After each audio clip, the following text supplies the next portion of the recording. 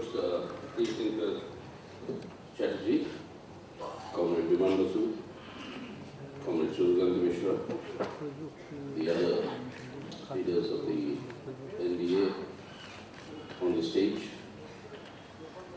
my dear comrades and friends. যেরকম topic আমাকে দিলেন আজকে বলবার জন্য, ওটা বাংলাতে বলবার impossible. Neoliberalism, Communalism or intellectual resistance. তাই জন্যে আমি প্রেসিডেন্টের অনুমতি নিয়ে এখনই আপনার অনুমতি নিয়েছি।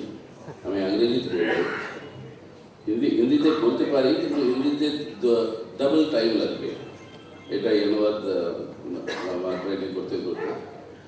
সো আমি ইংরেজিতে বলব। অনুমতি আছে? Today we are observing the 77th anniversary of the NBA.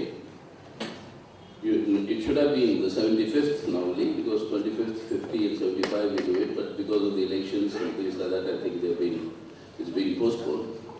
But it started with a very evocative and a very well-designed inaugural program, an admixture of commentary, of poetry, of painting, music. And that I'm recollecting this because NBA had played a very important role when my generation was growing up.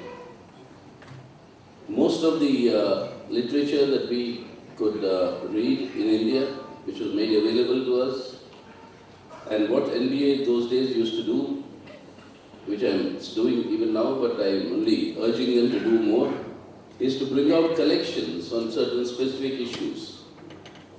And only the other day, when this entire debate on nationalism that the BJP started, that Bharat Mata Ki Jai is the only slogan of patriotism, not Netaji's Jai Hind, not Hindustan Zindabad. So in order to go back and refresh myself about reading on the national question, I looked for the NBA publication on Lenin and Stalin on the national question. And because that contained everything together. So I think because NBA today, I believe, apart from the glorious role it played, it has a very important role now and in the future. Because what we see in the world today is a rightward shift in politics. And that rightward shift also in India, and that is what also explains also what is happening in Bengal today. I'll come back to it later. But to counter the present threats, not only to Marxism, but even to what we are all used to, like democracy, civil liberties, it is essential that the ideological battle will have to be strengthened and carried forward. And in that context, NBA has a new but a very important role. I think in today's conditions, more important than the role it played in the past. And I only hope and wish and urge them that from this observation onwards, they'll continue to play that role. I have been asked to speak on neoliberalism, communalism, and the intellectual resistance. It's a very vast canvas, but I'll try to put some points together which I think are essential ones as far as I feel, so that we can reach up to the point of what is the type of intellectual resistance that we are looking for. What is this neoliberalism today? It is essentially a new phase in the capitalist development, a phase that is seen by the marked rise of what is known as international finance capital. It is a phase that is different from the phase of inter-imperialist conflicts generated by finance capital and the industrial capital's coalescence in various imperialist countries and the inter-imperialist rivalries of the period of Lenin. But that does not mean that Lenin is wrong. It only means that Lenin's times were different from our times. Like Lenin analyzed those times and came to the correct conclusion of utilizing the inter-imperialist contradictions to make the break in the imperialist chain of the world at the weakest link, and then followed with the Russian Revolution. In today's context, neoliberalism is different from that context, but inter-imperialist rivalries cannot ever be dead. And that we are seeing now what happened with the Brexit vote, a conflict between British finance capital and European finance capital. And the conflict between the Bank of England and the Bank of European Union or the Bank of Germany. And this having its ripples in the United States of America in the election campaign of what you're seeing Mr. Donald Trump talking about very many things. But it's actually a reflection of the discontent among the people that is brewing. Brexit vote is a reflection of the discontent. 1.5 million people who marched in Paris 2 weeks ago is a reflection of that discontent. And that growing popular discontent of the people, where will it, who will be the ones or behind whom will this discontent consolidate itself?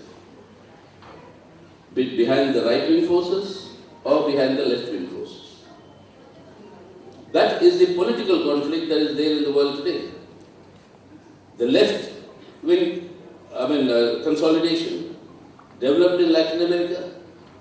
In order to settle that, you see now what is happening with the United States interventions in Brazil and Venezuela after Hugo Chavez's death. The way they are intervening there to ensure that the left-wing consolidation in Latin America will be scuttled and to move it towards the right wing. Whole world today is seeing a right-wing shift in politics, including our own country. And this right-wing shift that is taking place in the world is a direct consequence of the intensification of exploitation under neoliberalism. Now, this neoliberalism phase that entered world capitalism coincided with the collapse of the Soviet Union and collapse of the then existing socialist bloc. The whole world was suddenly opened up for capitalism, for its exploitation. And then came in this phase of these sort of neoliberal reforms and the emergence of finance capital, which happens independently. Elementary law of capitalism, which Marx has taught all of us, is that as capitalism develops, there is a tendency for the accumulation and centralization of capital. The greater and greater this accumulation and centralization, the greater and greater is the growth of monopolies, and the greater and greater is the accumulation of this capital. The other important thing that Marx taught all of us is that the raison d'être, or the essence of capitalism's existence, is its drive for profit. Profit maximization is the essential engine of capitalist development and for capitalism. So in a world where the correlation has changed in its favor with the collapse of the Soviet Union, the whole world available for being exploited in a much more intense manner than before, the onslaught of finance capital for maximization of profits, and that is the genesis of neoliberalism. How to maximize these profits? What are the economic reforms required? The financial liberalization required that no country can stop international finance capital from entering its country, making profits and leaving its country. No restrictions can be put, and that is the essence of financial liberalization. Every country will open up its own markets and resources for international capital to maximize its profits. That is the logic of the FDI that has been opened up by this Modi government last week across the board in every industry, so that finance capital can have access to our markets, our resources, our cheap labor. Our people will be exploited more, like the bulk of the world's people. The whole of Europe today and the whole capitalist world is today in the face of such exploitation. But why did this happen? Because this reckless drive for profit maximization created in itself a new contradiction that capitalism is not able to overcome, and in the final analysis, it cannot overcome except by further intensifying exploitation of the people. And what is this contradiction? The greater the profit maximization, the greater the impoverishment of the vast mass of people. The greater their impoverishment, the lower the purchasing power in the hands of the people. If people cannot buy what capitalism produces, then capitalism cannot develop. Globalization and this neoliberal reforms brought about that situation. Towards the first 5 years of the century, which finally manifested itself, I'm cutting a long story short, but it manifested itself in the global financial meltdown in 2008. Today, if you look at the statistics put out by the world, the top 10%, or why 10%, even the top 1% of the world's rich people account for the earnings and the living standards of at least one half of humanity, 50% of the people, the poor people in the world. This sort of a widening of income inequalities. Some people have more than enough money to spend, but the vast majority do not have. And if there is no purchasing capacity, capitalism cannot grow. How to overcome that? Finance capital created a lot of new animals through which profit can be maximized. Financial instruments, these animals are the financial instruments. But all of that had to collapse. It was a bubble waiting to be burst. It burst in 2008. Today, 2016. For 8 years, the world capitalism has not been able to overcome this crisis completely. Every time it tried to overcome, a new crisis has come. Bail out the financial institutions that caused this meltdown. Financial institutions were bailed out, but the governments incurred the debt. So financial bankruptcy or corporate bankruptcy was converted into governmental bankruptcy. To bail out the governments, you had to give funds, and those funds coming from, again, the international organizations, and giving those funds to bail out the governments meant that these governments will reduce their expenditures, which means reduce whatever little welfare expenditure they were doing for the people. And this is what is now being called as the austerity measures. The austerity measures in Europe is creating the political upheaval that we are seeing today. 5 phases of this crisis have gone through, and every solution they gave created a far more deeper crisis. No crisis, no solution in sight. And in this situation, when there is no solution in sight, with the rightward shift in global politics, we need to now recollect, going back to the 1929 Great Depression, the first big shock for global capitalism. In that Great Depression, one of the ways in which world capitalism emerged from that depression, one of the manner in which it emerged was with the rise of fascism. Hitler and fascism were seen as the messiah. Capitalism was seeing Hitler as the messiah that will take them out of this crisis. Why did he succeed at that point of time, Hitler? Though he did a lot of other things which all of us know, and the world had to rise in a world war to defeat him. But because of arming Germany in order to conquer the world, the biggest stimulus package the world has ever known so far, including today, was the armament expenditure that Hitler undertook. And that generated a lot of jobs, that generated money in the hands of the people who could then purchase what capitalism would produce. And monopoly capital in the world saw in Hitler the messiah. that he will deliver. That's why I remember Hitler always had a photograph of Henry Ford on his study desk. And when he was asked once saying, why are you keeping Henry Ford's photograph? He said, he is my hero. So the linkage between a right-wing shift and a capitalist crisis, history is shown, and today it is showing once again. And the strong state that is required, as at that point of time Hitler was seen as a messiah, was actually the response to the cries of profit maximization in periods of intense economic crisis, that the corporate world sees the need for a strong leader, a decisive leader. And what is the strong leader or decisive leader expected to do for the corporates to maximize their profits?